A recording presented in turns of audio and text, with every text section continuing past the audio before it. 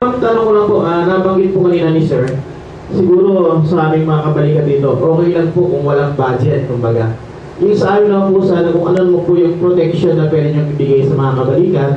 Habang kami po ay nakikipag-partner sa inyo, gumagampan po kami sa mga tungkulin. Pwede kami. At kung ano ang risk nyo, risk din namin. So, ibig sabihin, kung pumunta kayo, nag-inquire kayo on something, ibig sabihin, hindi lang kayo ang pumunta doon, kami rin. So, yun po ang pinaka-protection na binibigay namin dahil pag ginalaw kayo, ibig sabihin ginalaw din kami. So, pag ginalaw kami, poproteksyonan namin yung sarili namin, kasama din kayo sa poproteksyonan namin. Di ba? Karatang kabalikan. Hindi po tanong konting susod po kay Sir sa kanyang sinabi na protection.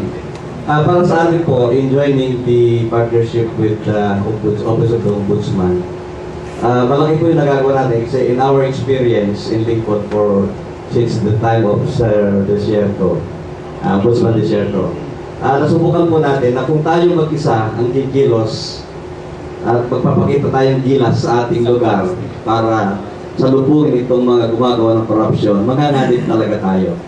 It is only an advice for all of us na once we do our work to fight this corruption, kailangan po ang gagamitin natin yung grupo nating kabalikat.